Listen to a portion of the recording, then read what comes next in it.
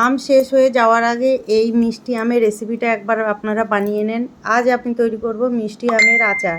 তো আমি আজকে মিষ্টি আমের আচার বানানোর জন্য এখানে দেখেন কিছু আম নিয়ে নিয়েছি। তো আমগুলো এখন ধুয়ে পরিষ্কার করে নিয়েছি, তারপরে এগুলো খোসা ছাড়িয়ে কেটে নিচ্ছি। সব আমগুলো এইভাবে খোসা ছাড়িয়ে কেটে নেব।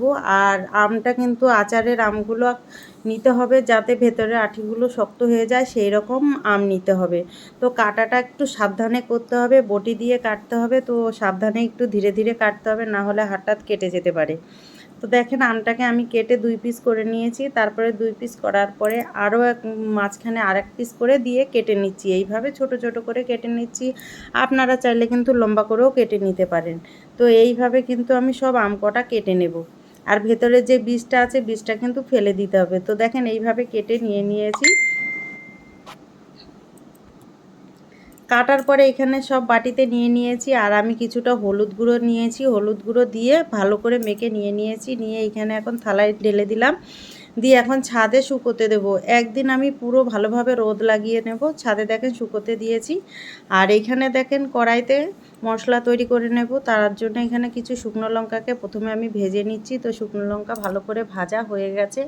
আর এখানে নিয়েছি মৌরি, নিয়েছি গোটা ধনে, নিয়েছি আর গোটা জিরে নিয়েছি, আর কিছু দিয়ে দিলাম পাঁচফোড়ন। এগুলোকে শুকনো খোলায় ভেজে নিতে হবে, তাহলে খুব সুন্দর গন্ধ আসবে। ভাজা মশলার গন্ধটা কিন্তু আচারে খুব ভালো লাগে। তো দেখেন মশলাটা আমার ভাজা হয়ে গেছে, তো আমি তুলে নিচ্ছি। এবার কড়াইতে দিয়ে দিলাম খুব সামান্য পরিমাণে একটুখানি তেল দিয়ে দিয়েছি, আর দিয়ে দিয়েছি পাঁচফোড়ন, শুকনো লঙ্কা দিয়ে এই মশলাটা একটু ভালো করে ভেজে নিচ্ছি। ফোড়নটা যত বেশি ভালো ভাজা হবে তো গন্ধটা মানে খুব সুন্দর হবে। আর এখানে দেখেন আম আমার ভালো করে শুকনো হয়ে গেছে। তারপরে আমগুলো নিয়ে এসেছি, এখন দেখেন তেলের মধ্যে দিয়ে নেড়ে চেড়ে নিচ্ছি।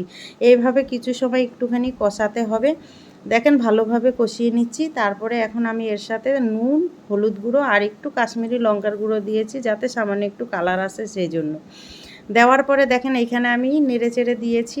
দেওয়ার পরে আবার দিয়ে দিলাম চিনি। আমি প্রথমে 1 বাটি মতো চিনি দিয়েছি, তারপরে আবার 1 বাটি দিলাম, 2 বাটি চিনি দিয়েছি।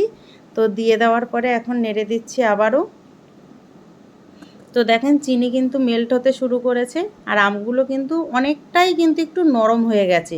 এই আম নরম হয়ে যাবে কিন্তু একদম গলে যাবে না। আমি গলাবো না, আপনারা চাইলে কিন্তু গলিয়েও বানাতে পারেন। আমি এইভাবে গোটা গোটাই রেখেই করব আচারটা। তো দেখেন চিনি মেল্ট হওয়ার পরে কি সুন্দর জলের মতো হয়ে গেছে। তো এইটাকে নেড়ে চেড়ে আরও ঘন করতে হবে। তো সামান্য একটু দিয়ে দিলাম ভিনিগার দেওয়ার পরে এখানে দিয়ে দিলাম ভাজা গুঁড়ো মশলাটা। ভিনিগারটা দেওয়ার জন্য আপনার আচারটা অনেক ভালো থাকবে। তো দেখেন এইখানে মশলা দিয়ে দেওয়ার পরে ভালো করে নেড়ে চেড়ে মিশিয়ে নিচ্ছি। এইভাবে এখন আরেকটু টানিয়ে নেব। আর দেখবেন এইটা ঠান্ডা হয়ে গেলে কিন্তু পুরো যেই পাতলাটা দেখাচ্ছে এটা আর পাতলা থাকবে না, একদম গাঢ় হয়ে যাবে। তো দেখেন আমার আচার তৈরি হয়ে গেছে। তো ভিডিওটা ভালো লাগলে লাইক, শেয়ার, কমেন্ট করে পাশে থাকবেন। আর আচার কেমন হয়েছে কমেন্ট করে জানাবেন।